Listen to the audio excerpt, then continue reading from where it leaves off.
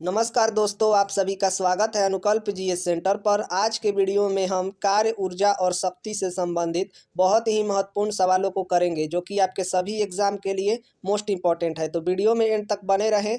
और अगर आप हमारे चैनल पर नए हैं तो प्लीज़ चैनल को सब्सक्राइब करके बेल आइकन को ऑन कर लें, ताकि हमारी सारी वीडियो आपको आसानी से मिलती रहे। तो चलिए वीडियो को शुरू करते हैं। पहला सवाल है कि किसी वस्तु पर आरोपित बल और बल की दिशा में वस्तु के विस्थापन के गुणनफल को क्या कहते हैं। आपका सही जवाब होगा ऑप्शन ए, कार्य कहते हैं। आपका अगला सवाल है कि कार्य का एसआई मात्रक क्या होता है।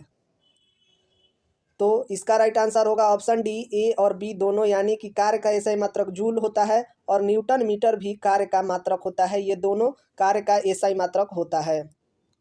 आपका अगला सवाल है कि कार्य का विमीय सूत्र क्या होता है। तो कार्य का विमीय सूत्र ml² T−2 कार्य का विमीय सूत्र होता है।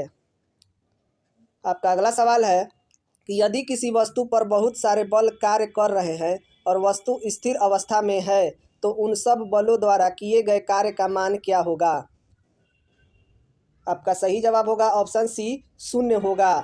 मान लीजिए हम किसी वस्तु पर बल लगा रहे हैं और ये बल स्थिर अवस्था में ही है, तो हमारे द्वारा किया गया कार्य क्या होगा, शून्य ही होगा। जब इसमें कोई परिवर्तन ही नहीं हो रहा है तो शून्य ही होगा। अगर परिवर्तन होता तो ये वस्तु यहाँ से चलकर यहाँ आती, तब कोई कार्य होता। लेकिन हम बल फोर्स लगा रहे हैं, लेकिन यहाँ पर कोई परिवर्तन नहीं हो रहा है, तो इस दौरान ये शून्य होगा, कार्य किया गया। चलिए अगला सवाल है कि अगर एफ एक वस्तु पर लगने वाला नियत बल है और एस बल की दिशा में वस्तु का विस्थापन है, तो वस्तु पर किया गया कार्य क्या होगा। आपका सही जवाब होगा ऑप्शन ए, बल गुने विस्थापन होगा। मतलब एक गुने एस बल गुने विस्थापन बराबर कार्य होता है। बल गुने विस्थापन बराबर वर्क, यानी कि कार्य होता है। आपका अगला सवाल है कि 1 न्यूटन बल लगाने पर यदि वस्तु का विस्थापन 1 मीटर हो तो बल द्वारा किया गया कार्य होता है। आपका सही जवाब होगा ऑप्शन ए, 1 जूल होता है। आपका अगला सवाल है, जब बल वस्तु की गति की दिशा में कार्य करता है तो किया गया कार्य होता है। आपका सही जवाब होगा ऑप्शन ए, धनात्मक होता है। आपका अगला सवाल है कि किसी वस्तु में उसकी गति के कारण निहित ऊर्जा को क्या कहते हैं।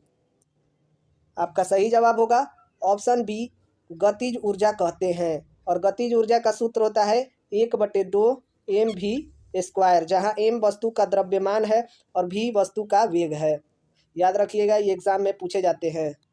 अगला सवाल है कि किसी वस्तु पर 10 न्यूटन का बल लग रहा है और बल की दिशा में वस्तु 2 मीटर विस्थापित होती है, तो वस्तु पर किया गया कार्य होगा।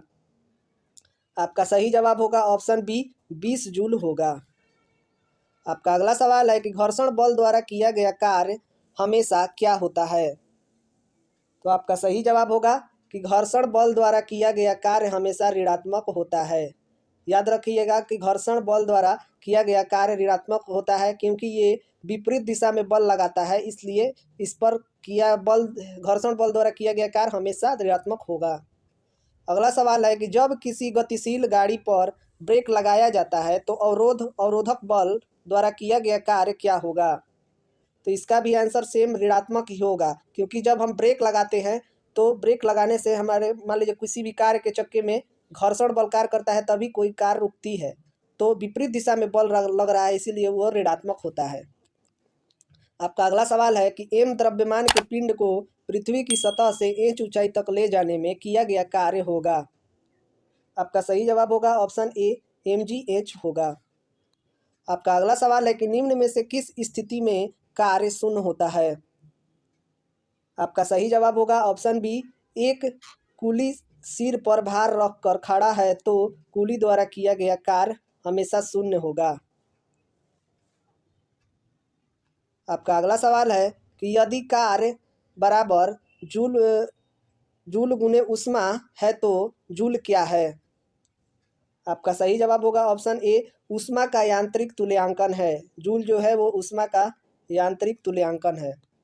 आपका अगला सवाल है कि यदि बल और विस्थापन शून्य नहीं है लेकिन कार्य शून्य हो जाता है, तो निम्न में से कौन सा कथन सत्य है। आपका सही जवाब होगा ऑप्शन सी, बल और विस्थापन एक दूसरे के लंबवत हैं। बल और विस्थापन एक दूसरे के लंबवत हैं। आपका अगला सवाल है कि ऋणात्मक कार्य वस्तु की गति को क्या करता है।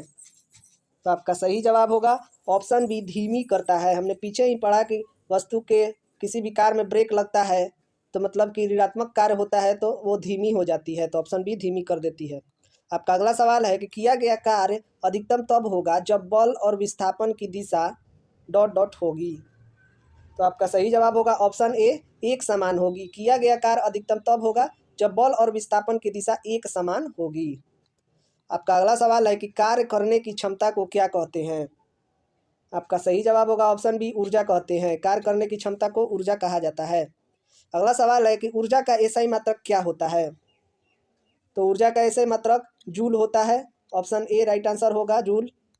आपका अगला सवाल है और आखिरी सवाल है कि निम्नलिखित में से किसका विमीय सूत्र समान होता है। तो आपका सही जवाब होगा कार्य और ऊर्जा का विमीय सूत्र और एसआई मात्रक भी सामान्य होता है।